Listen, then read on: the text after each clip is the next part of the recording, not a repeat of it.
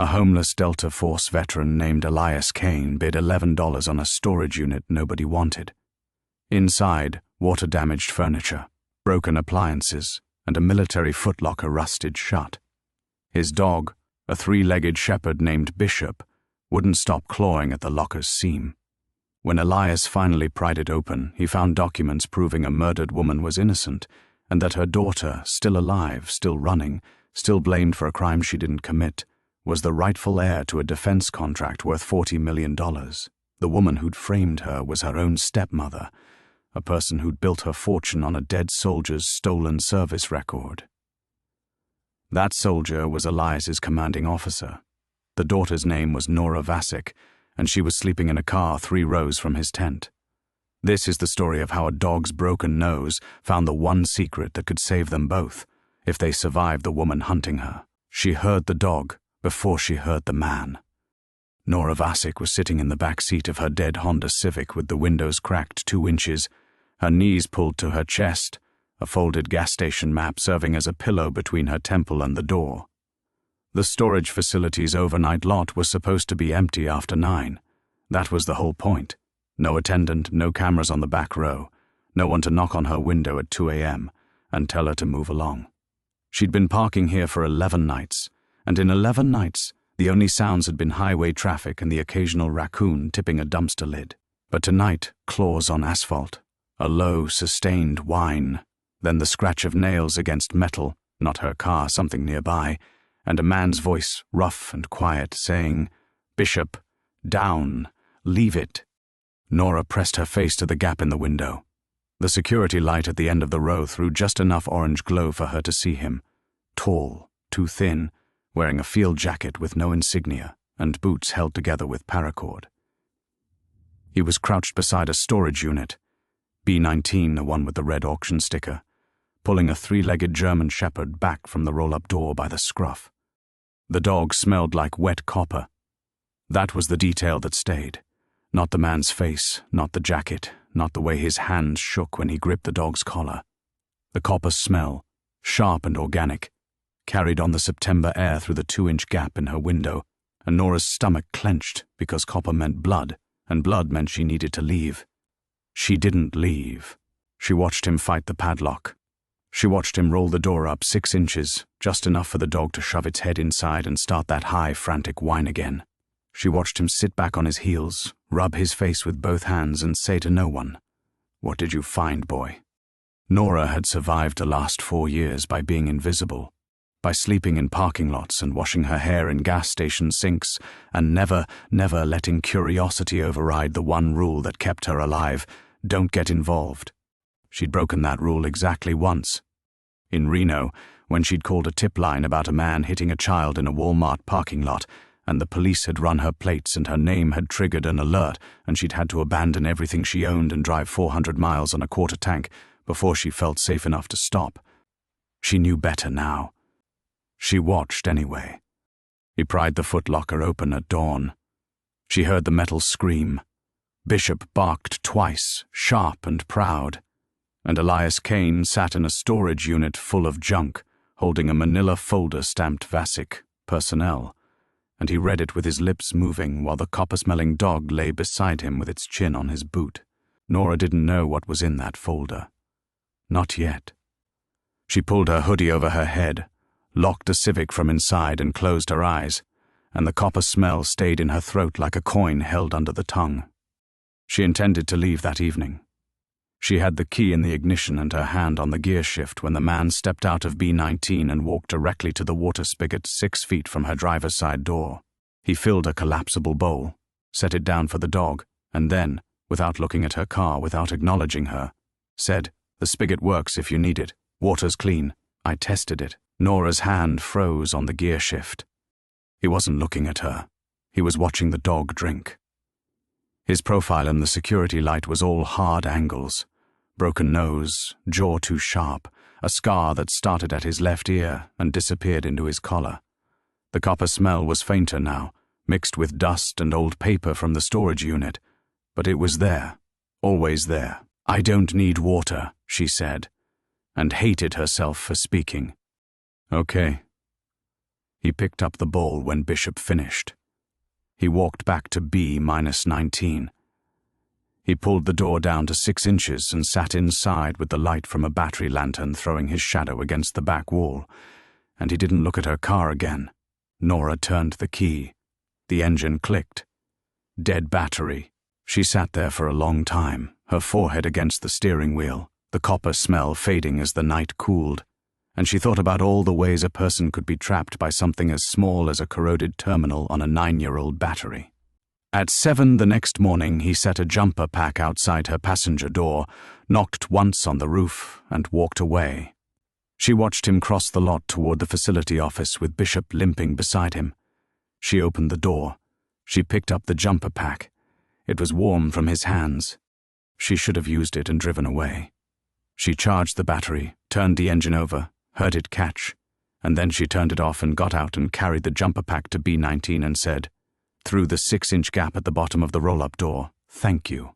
I'm bringing this back." The door rolled up. He was sitting on an overturned milk crate, the manila folder open on his knees, and he looked at her for the first time. His eyes were dark brown, almost black, and they moved over her face with the careful, cataloging focus of someone trained to assess threats. "Nora Vasek," he said. The world dropped out from under her. She stepped back.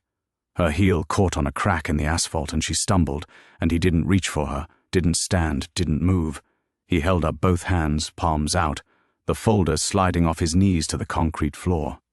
"I'm not with anyone," he said. "I'm not law enforcement. I'm not working for anyone. My name is Elias Kane. I served under your father. My father is dead." "I know.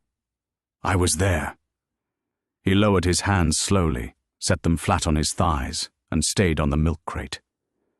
"Sergeant First Class Peter Vasek, 3rd Battalion. He died at Bagram in 2014. Mortar attack on the east perimeter. I carried him to the aid station. He was already gone." Nora's vision blurred. She hadn't heard her father's rank spoken aloud in 4 years. She hadn't heard his name from someone who knew it as more than a line on a police report or an entry in a fraud database. "Why do you have his file?" "I bought this unit at auction yesterday. $11. Everything inside was junk except one footlocker, and my dog wouldn't stop digging at it." He pointed at Bishop, who was lying in the corner with his chin on the rusted footlocker. "The file was inside, along with your father's service records, his security clearances, his will, and a set of original incorporation documents for Vasek Defense Solutions. That company belongs to my stepmother." "No," Elias said. "According to these documents, that company belongs to you. Your father filed the incorporation papers 6 months before he deployed. You're listed as sole heir. Your stepmother's name appears nowhere." Nora opened her mouth to respond and couldn't. She reached for the door frame. The metal was cold and her fingers were shaking, and the copper smell hit her again, rising from Bishop's fur, filling the storage unit. "Sit down if you need to," Elias said. He pointed to a second milk crate on the opposite side of the unit, 6 feet from his. "I won't come closer than this." She sat. He told her what the documents proved. He told her carefully, in a low, steady voice, while Bishop dozed and the morning light crept under the door, and he didn't move from his crate, and every time he referenced a document, he slid it across the floor toward her, instead of handing it to her. The distance between them was deliberate. She understood it the way she understood the 2-inch gap in her car window, the calibration of safety by someone who knew what it meant to have none. Her stepmother, Diane Vasek, had filed a forged set of incorporation papers 3 weeks after Peter's death. She had listed herself as founder and sole proprietor. She had used Peter's service record, his clearances, his commendations, his connections to Pentagon procurement officers, to win contracts she had no legal right to bid on. And when Nora, at 22, had found the original will in her father's desk and confronted Diane, Diane had called the police and reported the documents stolen. She'd told them Nora had forged them. She'd told them Nora had been embezzling from the company. She'd told them Nora had threatened her life. Nora knew this part. She'd lived it.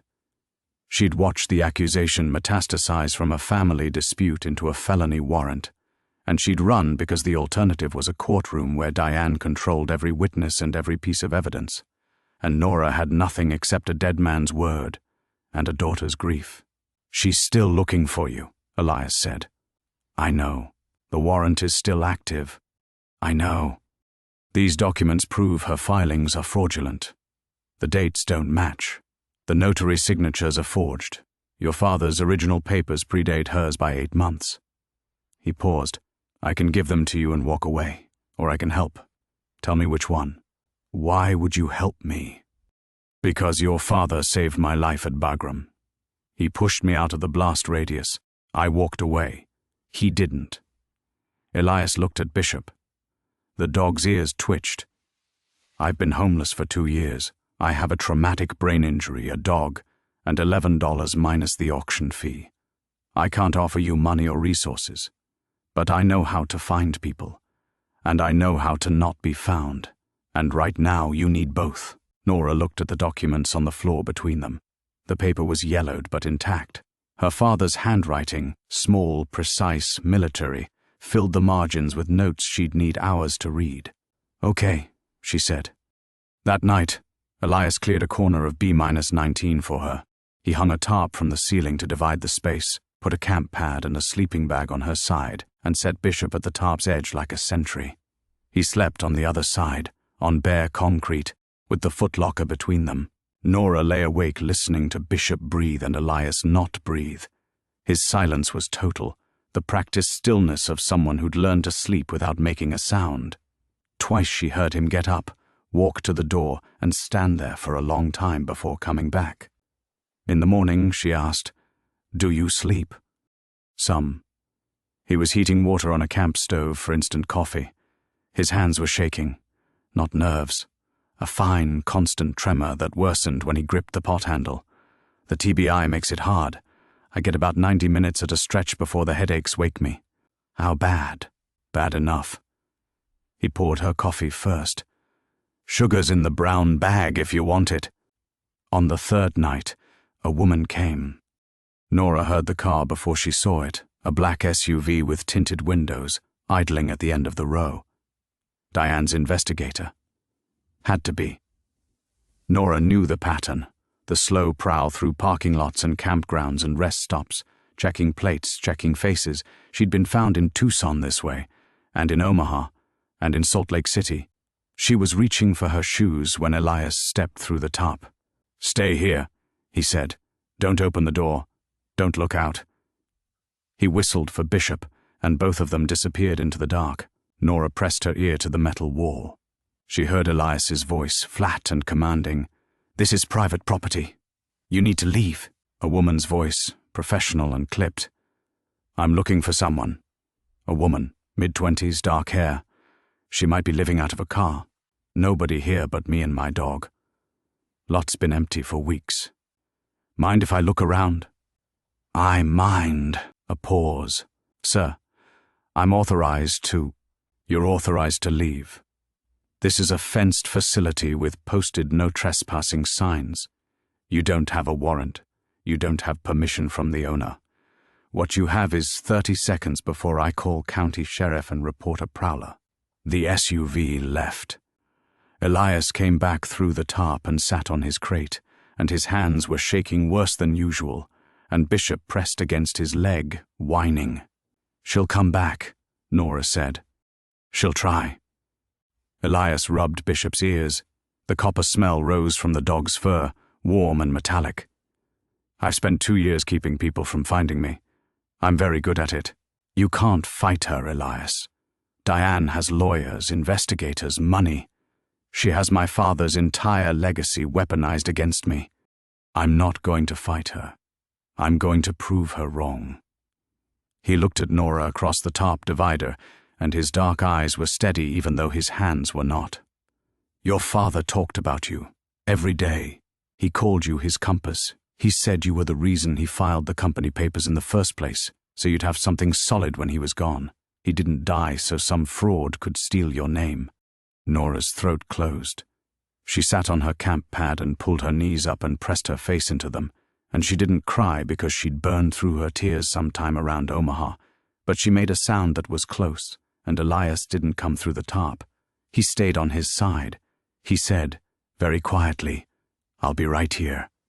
They worked through the documents the next day. Nora organized them while Elias cross-referenced dates against his own service records. Their hands brushed once, reaching for the same page, and the contact was brief, his knuckles against her fingertips, dry skin and tremor and warmth, and he pulled back immediately. "Sorry," he said. "You don't have to apologize for touching a piece of paper. I'm apologizing for startling you." She looked at him. He was sitting on his crate, his withdrawn hand resting on his knee, and the tremor had worsened, and the copper smell was stronger today, rising from Bishop, who hadn't moved from Elias's feet all morning. "You didn't startle me," she said. The fifth night, it rained. Water came through the storage unit roof in 3 places. Nora moved her camp pad twice, then a third time, and ended up pressed against the tarp divider with her sleeping bag pulled over her head. On the other side, Elias was stacking plastic bins to redirect the water, and she could hear him breathing hard, each exhale ragged. "Are you okay?" she asked through the tarp. "Fine." "You're not fine. You haven't been fine since the investigator came. Your hands are worse." Silence. Then the TBI gets worse with stress. Tremors, headaches, light sensitivity. It cycles. This is a bad cycle. "Can I come to your side?" A longer silence. "Why?" "Because the tarp is leaking on my side and your side has the one dry corner, and I'm tired of pretending that 6 feet of wet canvas is a wall." She heard him move the bins. She heard him say okay, and the word was careful and deliberate, the kind of permission that came from a man who understood what it cost to grant access. She pushed through the tarp. The dry corner was small, enough for 2 people if they sat close, shoulders touching.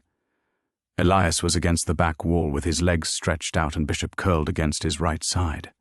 Nora sat on his left. Their shoulders touched.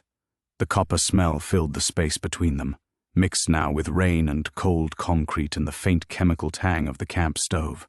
"Tell me if this is too close," she said. "It's not too close." Rain hammered the metal roof. Bishop groaned and pressed tighter against Elias. Nora could feel the tremor through his shoulder, a steady, involuntary vibration that traveled into her body where they touched. "When I was in Reno," she said, "I went 3 months without anyone touching me. Not a handshake, not a shoulder brush, nothing. I started to feel like I was disappearing. I know that feeling." She turned her head.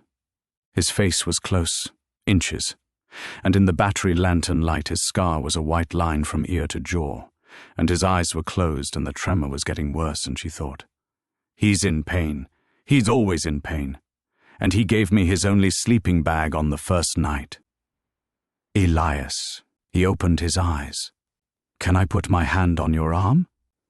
Yes. She placed her palm flat on his forearm, over the sleeve of his field jacket. The tremor hummed against her hand. She pressed down gently. The tremor didn't stop, but he exhaled, a long, slow breath, and his head dropped back against the wall. "That helps," he said. "I don't know why that helps. Pressure. Grounding. My father used to hold my wrists when I had panic attacks as a kid. Same principle." She moved her thumb in a slow circle against the inside of his wrist. His pulse was fast under her fingertip. The copper smell was fading, or she was getting used to it, and the rain was loud enough to fill every silence. "Can I touch your face?" she asked. "Nora, just your jaw. The muscle is clenching. I can see it from here." "Yes." She brought her other hand up and pressed 2 fingers against his jaw just below his ear where the scar began. The muscle was rigid. She applied pressure and felt it release by degrees, and his breathing changed, slower, deeper, and the tremor in his arm quieted. "You can tell me to stop," she said. "I don't want you to stop." She traced the scar down his jaw to his chin. His skin was rough with stubble, warm beneath her fingers. When she reached his mouth, he parted his lips, and she felt his breath against her fingertips, unsteady and hot. "I want to kiss you," she said. "Tell me no if you need to. I can't think of a single reason to say no." She kissed him. His mouth was warm and dry, and he tasted like instant coffee and rain. He didn't grab her, didn't pull her closer. His hands stayed flat on the concrete beside his thighs, trembling, and she kissed him deeper and felt his restraint in every rigid line of his body. She pulled back. "You can touch me," she said. "I'm telling you it's okay." He brought one hand up, slowly, the tremor visible, and placed it against the side of her neck. His thumb rested on her collarbone, his fingers curled into her hair. The touch was gentle and specific and nothing like the desperate grasping she'd expected, and it made her chest ache. "I haven't touched another person in 2 years," he said. "I need you to know that I'm going to be. Don't qualify it. Don't apologize in advance. Just be here." She kissed him again, and this time his hand tightened in her hair, and she felt the tremor transfer from his arm into her scalp and down her spine. She climbed into his lap, straddling his legs, her knees on the concrete on either side of his hips. His hand dropped from her hair to her waist, finding the hem of her hoodie, and his fingers paused there. "Tell me what you want," he said. "I want your hands on my skin." He slid his hands under the hoodie, up her ribs, his palms flat and shaking against her bare skin. The tremor felt different now, electric, deliberate, each involuntary vibration translated into sensation against her ribs, her stomach, the undersides of her breasts. She arched into the touch and pulled the hoodie over her head and dropped it behind her. "God," he said. His voice was wrecked. She reached for his jacket, unbuttoned it, pushed it off his shoulders. Underneath, a thermal shirt, and she pulled that off too, and his chest was scarred. 3 entry wounds below his left collarbone, old and silver, and a surgical scar along his right side, and she put her mouth on the nearest scar and felt him inhale sharply. "Can I keep going?"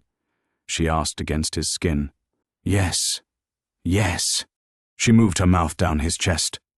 He was thin but hard beneath the thinness, muscle over bone, and the copper smell was on his skin now, mixing with sweat and rain. His hands came up to her shoulders and then her back, pressing her closer, and the tremor was constant, a vibration she could feel against every point of contact. She unbuckled his belt. He lifted his hips. She freed him from his jeans and wrapped her hand around him, and his head dropped back against the wall with a sound that was half groan, half something that might have been her name. "Look at me," she said. He looked at her.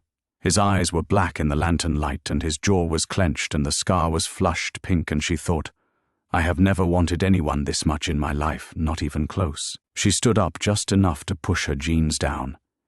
He reached for her waist and then stopped, his hands hovering at her hips, not touching. "Tell me," he said.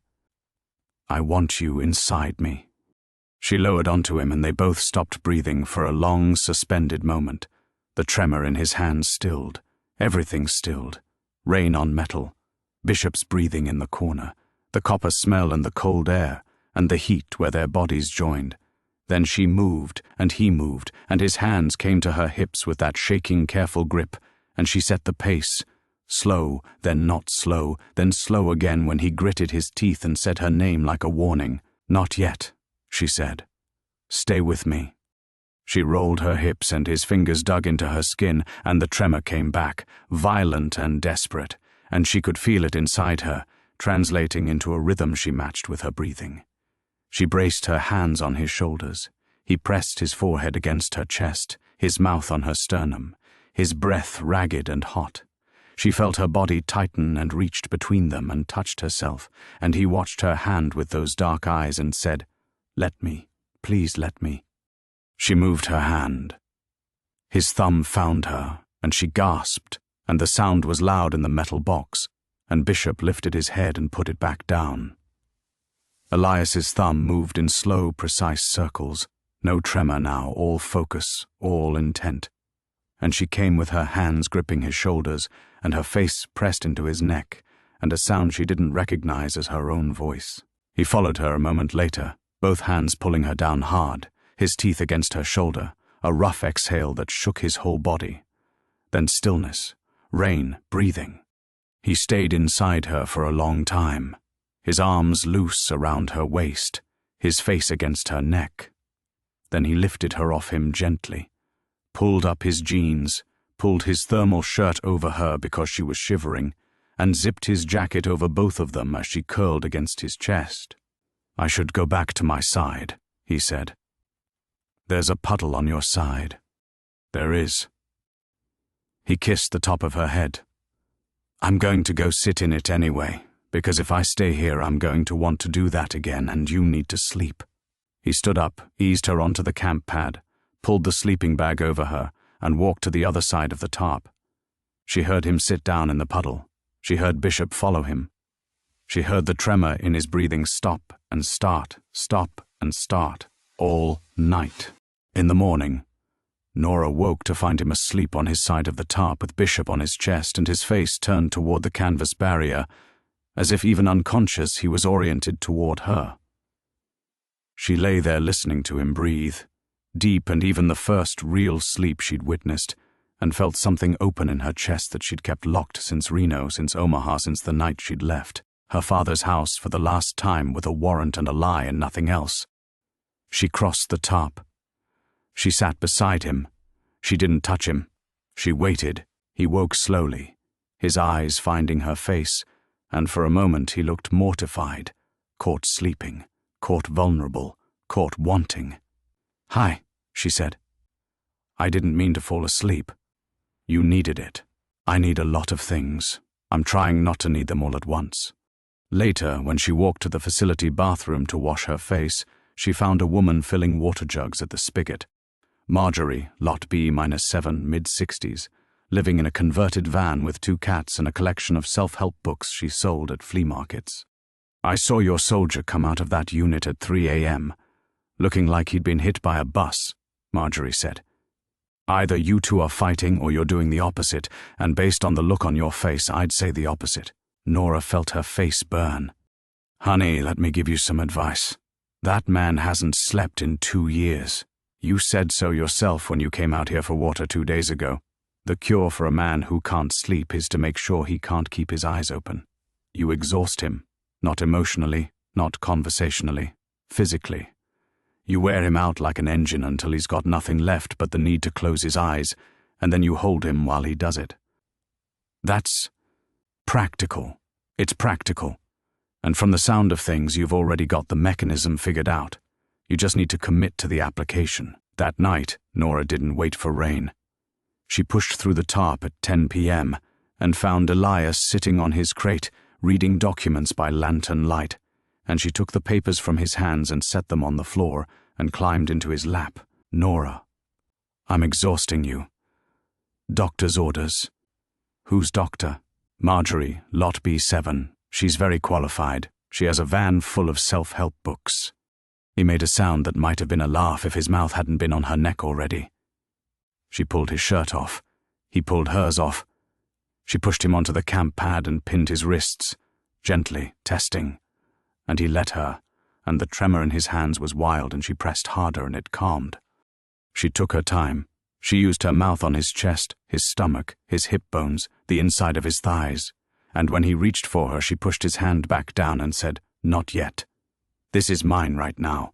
He lay there with his jaw clenched, every muscle taut, and let her work until his breathing was ragged, and his hands were fisting the sleeping bag, and the copper smell was everywhere, on both of them, between them, a warm metallic thread that was becoming the smell of safety. When she finally let him touch her, he flipped her onto her back and she gasped, and he paused immediately, searching her face. "Is this okay?" "Yes." "You're sure?" "Elias." "Yes." He entered her slowly, watching her face the entire time, and she wrapped her legs around him and pulled him deeper, and he started to move, careful at first, then harder when she dug her nails into his shoulders and said, "More."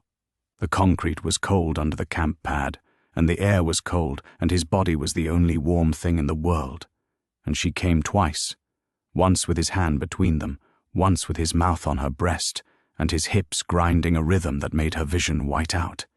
And he came after her with a sound she'd carry in her memory for the rest of her life. He fell asleep in 30 seconds, on top of her, his full weight, his face in her neck, his breathing deep and steady and real. She held him and stared at the ceiling, and Bishop came over and lay beside them, and the copper smell was a blanket over all three of them. He slept for 5 hours. When he woke, he rolled off her immediately, looked stricken, and said, "I crushed you." "You slept." "I slept. 5 hours." He stared at her. Then he reached out and traced the line of her jaw with his thumb, his touch light and questioning, as though asking permission even now, even after everything. "What do you need from me this morning?" He said, "Coffee. And stay on this side of the tarp." He stayed. But the next 3 nights, Nora watched him deteriorate. The tremor spread from his hands to his arms. Headaches hit in waves. She could see them arrive in the way his face went blank and his pupils dilated. He stopped eating. He drank water only when she put the cup in his hand. At night she held him and pressed her palms against his arms to quiet the tremor, and the copper smell intensified, filling the storage unit, and she realized it wasn't coming from Bishop. It was coming from Elias. The copper smell was his skin, his sweat, his blood chemistry shifting as the traumatic brain injury cycled into something worse. "You need a hospital," she said on the 7th night. He was lying on the camp pad with Bishop pressed against his side, and the lantern turned to its lowest setting because the light hurt his eyes. "I need the VA. The VA needs my service records to process a claim. My service records were lost in a database transition in 2019. Without them, I don't exist. Lost how? Conveniently. Around the same time, Diane Vasic started using your father's service history as the basis for her company's security clearances. When I tried to file a disability claim, the VA told me they had no record of my service, no deployment history, no medical documentation, nothing. Nora sat up. She didn't just steal from me. She erased you. She erased everyone connected to your father's unit. Easier to forge his record if there's nobody around to contradict it. Elias. The footlocker.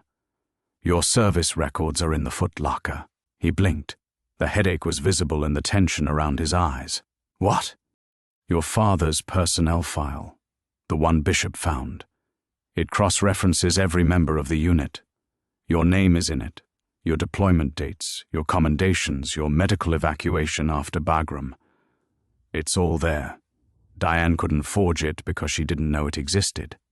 She was already moving, pulling the footlocker open, spreading documents on the floor. She found it in 15 minutes. A unit roster with Elias's name, service number, and deployment history, attached to a medical report documenting his TBI, and a field commendation signed by Peter Vasic himself. "This is your proof," she said. "This proves you served. This gets you into the VA system. This gets you treatment." Elias looked at the papers. The tremor in his hands slowed. He looked at Nora. "Your father saved my life twice," he said. "Once at Bagram, and once from a footlocker in a storage unit that cost me $11. They spent hours talking. She told him about the night she left, Diane standing in the doorway of her father's house with a phone to her ear, already calling the police, already rewriting history. He told her about the day the VA turned him away, standing in a government lobby with no ID, no records, no proof he'd bled for his country, walking out into the rain with Bishop and nothing else. They talked until the lantern battery died, and the copper smell was so thick Nora could taste it, and Elias's voice was hoarse and steady in the dark. "I need to tell you something," he said. "And I need you to hear all of it before you respond. Tell me." "Diane Vasic is not just your stepmother. She was an intelligence contractor before she married your father. She was investigated in 2012 for falsifying credentials on a defense contract, the same contract your father's company was being positioned to win. She married him to access his clearances. When he deployed, she began filing paperwork in his name. When he died, she didn't inherit the company. She manufactured it. And when you found the truth, she didn't just frame you for a crime. She framed you for the crime she committed, embezzlement from a defense contractor, which is a federal offense. She used your name, your social security number, your signature forged. The warrant they issued for you is based entirely on her evidence. I know all of this. You don't know this part. Diane is in this city. She's been here for 3 weeks. The investigator who came to the lot. That wasn't a random search. She tracked your car through a license plate reader on the interstate. She knows you're here. And she filed a motion 2 days ago to have you declared a fugitive flight risk, which means the next time law enforcement identifies you, they won't bring you in for questioning. They'll arrest you. Nora's chest tightened. The copper smell was bitter now, acrid, and Elias's face in the dark was invisible, but his voice was close and certain. We file first, he said. We take the documents to the federal prosecutor's office. Not local. Federal. Defense contract fraud is FBI jurisdiction. We bypass every system she controls. But we have to go tomorrow, before she finds you again. If I walk into a federal building, they'll run my name. I know. The warrant will flag. I know. But the warrant is based on forged evidence, and we'll be walking in with the proof. I'll go first. I'll present the service records, establish my identity, and introduce the Vasek file as a military whistleblower disclosure. By the time your name comes up, the context will already be in the room. That's a gamble. Everything is a gamble. Sleeping in a storage unit is a gamble. Falling in love with you is a gamble. I'm choosing which ones are worth it. The air stopped. The copper smell held. You're falling in love with me, Nora said. I fell the night you told me you'd been 3 months without being touched. I fell and I didn't try to stop it because stopping felt worse than hitting the ground. She reached for him in the dark, found his face, held it. His tremor was bad, the worst she'd felt, and his skin was too warm. I need to tell you something too, she said. I've been carrying it for 4 years, and I need to say it before tomorrow because if we walk into that building and they arrest me, you need to know. Tell me. The night I left Diane's house, I didn't just take my father's will. I took a backup drive from his office safe. It contains every forged document Diane filed during his deployment, every falsified clearance, every fabricated contract, every stolen signature.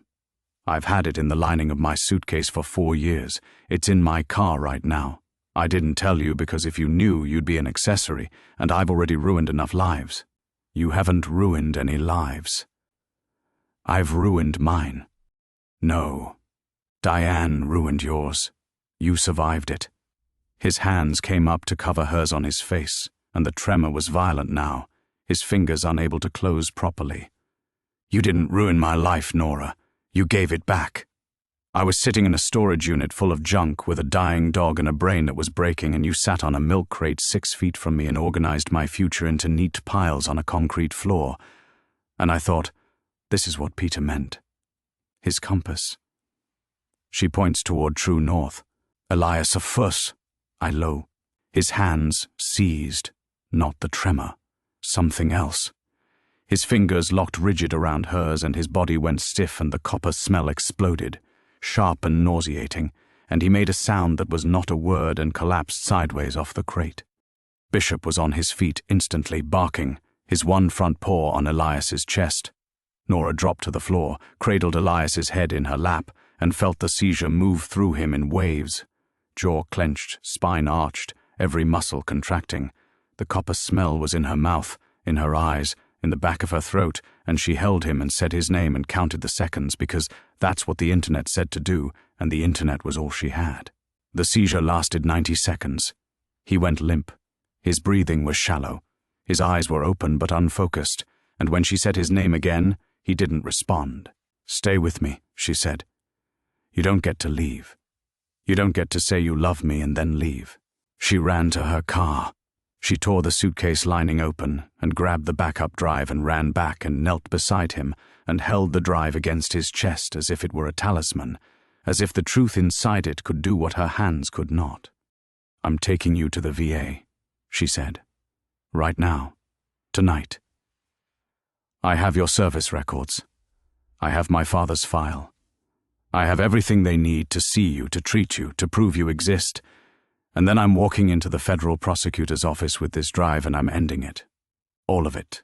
Diane, the warrant, the lie. I'm ending it because you showed me I don't have to run anymore. Elias's eyes focused. He looked at her. His mouth moved. How? he whispered. How could I not love you more? She drove him to the VA hospital in the dead Honda Civic that somehow started on the first try. Bishop rode in the back seat. The copper smell filled the car, and Nora drove with one hand on the wheel and one hand on Elias's chest, feeling his heartbeat, counting the intervals, refusing to let the number drop below the last one she'd counted. At the VA, she presented his service records, and the doctors didn't believe her until they ran the service number, and the database came back live, his file restored by the very documents Diane had tried to bury. They took him in. They ran scans. They started treatment. The neurologist used a word Nora didn't understand, and then a word she did, treatable. At 7 a.m., she called the FBI field office. She told them her name, and the line went silent, and she said, "I'm turning myself in. I'm also turning in the person who framed me. I have evidence. I have a backup drive containing 4 years of forged federal documents. I'll be in your lobby in 45 minutes. She walked into the building with Bishop on a leash, and the drive in her hand and her father's file in a manila folder under her arm. They detained her for 6 hours. They ran the drive. They ran the file. They called the VA and confirmed Elias's identity and his connection to Peter Vasik's unit. And then they called Diane Vasik. Diane arrived at the field office at 4 p.m. in a black suit with a lawyer on each side, and she walked into the interview room and saw the documents spread across the table and Nora sitting behind them. And for the first time in 4 years, Nora saw fear on her stepmother's face. "Those are forgeries," Diane said. "She manufactured them. She's been running from a warrant for 4 years because she stole from my company, and she's—" "Your company," the agent said. "About that. We verified the original incorporation documents filed by Sergeant First Class Peter Vasik in March 2014.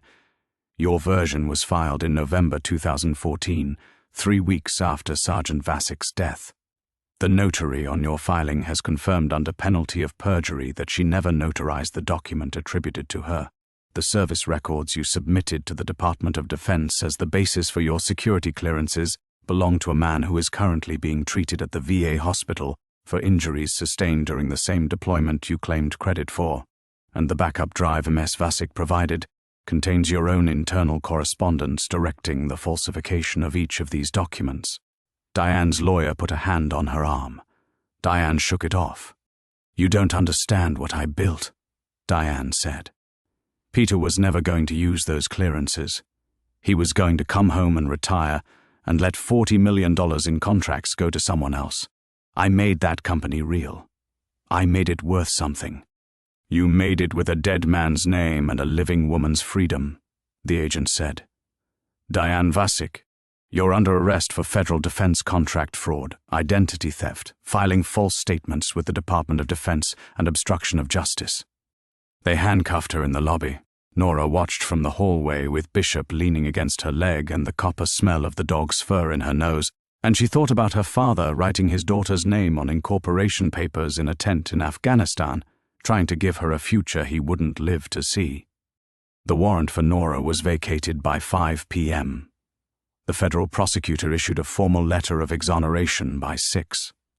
By 7, Nora was sitting in a plastic chair beside Elias's hospital bed with Bishop asleep under the bed frame and the documents stacked neatly on the side table and the copper smell, finally, beginning to fade. Elias was awake. The tremor was still there, but quieter. Medication, the neurologist said, would take weeks to fully calibrate, but the prognosis was strong. He was looking at Nora with those dark eyes, and his hand was resting palm up on the blanket, an invitation she could take or leave. She took it. "I love you," he said. The whole sentence, no collapse, no interruption. Just 3 words spoken in a steady voice in a quiet room while a 3-legged dog breathed beneath them. "I love you," she said. He squeezed her hand. The tremor hummed between their palms, a frequency she had learned to read, and it was steady, and it was calm, and it smelled like copper and rain and home. If this story moved you, hit subscribe. Leave a comment telling me which moment broke you. I read every one. And I will see you in the next one.